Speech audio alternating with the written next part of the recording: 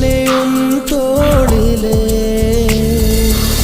கண்ணீரே கூடாதென்றும் என் பிள்ளை வாடாதென்றும் சொல்வாயே அண்ணா